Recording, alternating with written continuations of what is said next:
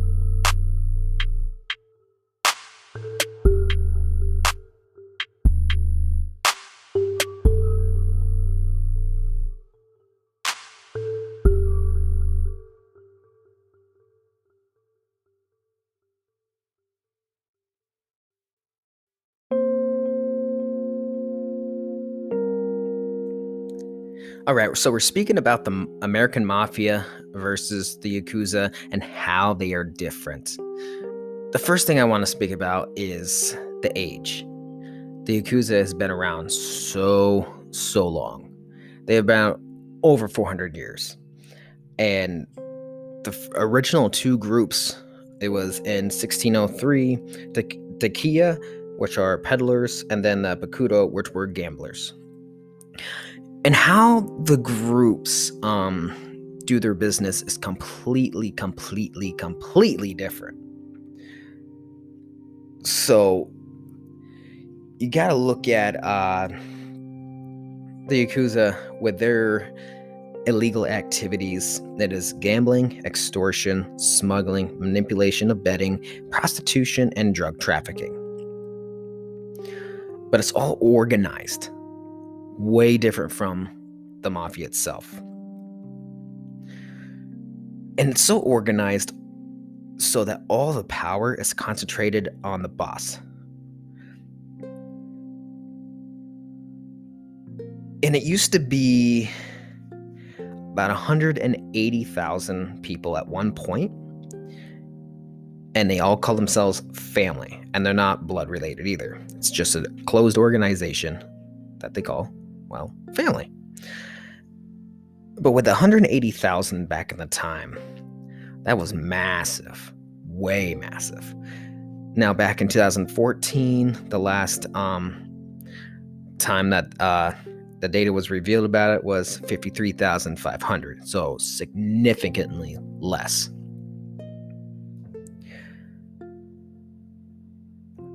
But the Yakuza are usually more secret. Well, in one way. They have two different paths that they take. So, being affiliated with the Yakuza organization is not illegal in Japan at all. Because they actually carry business cards and they conduct their legal activities in the public. But they don't search for recognition or fame or financial success. In fact, all of their illegal activities are usually done with banks and other businesses behind closed doors. So everything is completely secret. And they don't really hide. They actually, the original creation of the Yakuza was actually created to protect others, have the image of honor and nobility. But, just like everything, corruption comes in and removes that. Still today, it is still beneficial to Japan in a lot of ways, the Yakuza. It definitely helps with petty crime. It keeps it way lower. The statistics have proved it as well. And they do a lot of patrolling. So they do policing. They patrol bars and restaurants and arcades and some other little stuff too. So in ways, there are a lot, they really do help. But obviously, they also do a lot of illegal activities, just like the Mafia. Now, the difference between the Yakuza and the Mafia is the Mafia usually seeks recognition and financial success, and they try to avoid, or they don't try to avoid the violence as the Yakuza does. So that's a real big difference there. And most of their activities are everything's in hiding, even legal activities. So the biggest difference between the Mafia and the Yakuza is the Yakuza has huge enterprises of organizations, and they conduct everything in public except their illegal activities, which is usually done behind closed doors. But the biggest thing is 1920s New York City Mafia versus 1940s Japanese Yakuza. Who do you think would actually win? Well, this one's an intriguing one. Because of the enterprises and organizations and everything around in Japan, and the fact that they're well outnumbered, the Yakuza would easily win. Now, the Yakuza goes to anywhere else in the world, any other country, they would most likely lose with ease. They don't have those organizations there. And they have a code of honor, the Yakuza do. Yeah, the Mafia have a certain degree of code of honor and how to conduct yourself and their own hierarchy. But the Yakuza do it in a different way. Like, all of the power is translated upwards.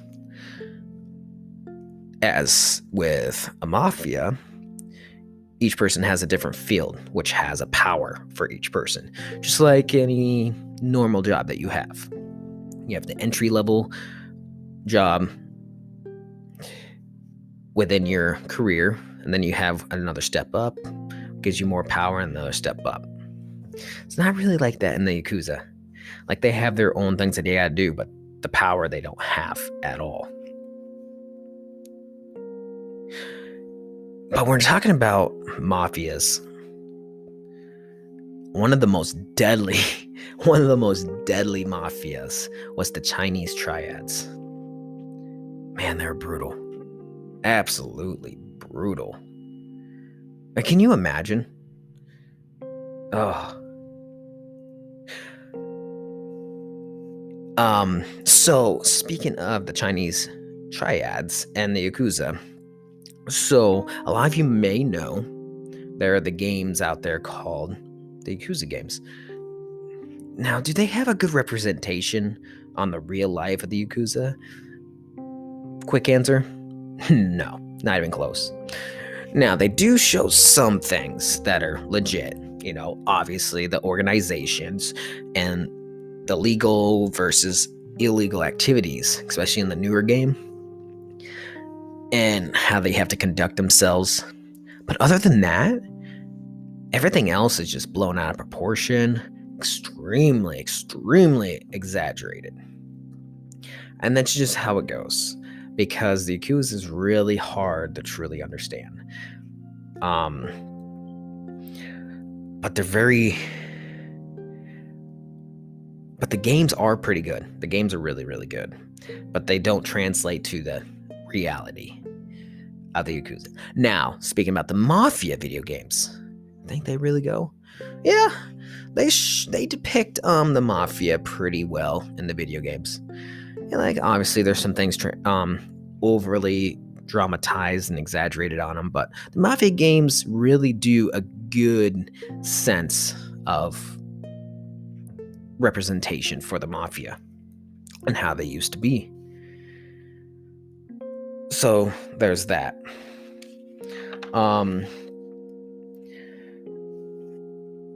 So plain and simple, the Yakuza make little effort to hide their identities and affairs from the authorities because it's not illegal in Japan. The activities they do behind closed doors obviously is illegal. But they have enterprises, organizations of real legality, which is fine. And it's okay to the Japanese. And being affiliated with them is not illegal. What you do behind closed doors, maybe. But the Yakuza does keep order, versus the Mafia really didn't keep order, more in their own sense, and they didn't try to avoid the violence. The Yakuza tries to avoid it. They do police, even though they're not the police, they do police. And they help with a lot of petty crime of lowering it, which is statistically accurate. But with that, those are the main differences.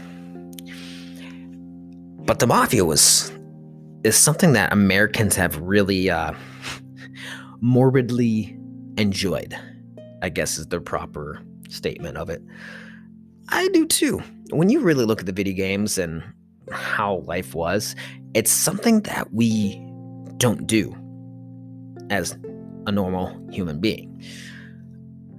We don't really jump ourselves into criminal activity and organize this huge organization that took over a city or something. Which would be cool in one sense. But the morality of it, opposite.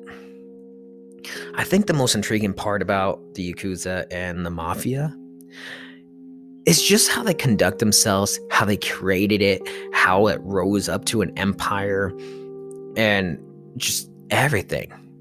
I think that's the biggest attraction to it all, is like, how do you get there? How do you have the heart and the mind to deal with what you do?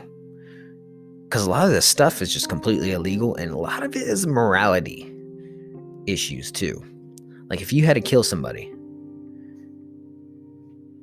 I don't think my mind would be right after doing something like that. And the fact of being forced to do it on top of that would be another thing. But it's so intriguing how it takes one or a couple men to just create a huge business, an organization for illegal activity, and take control.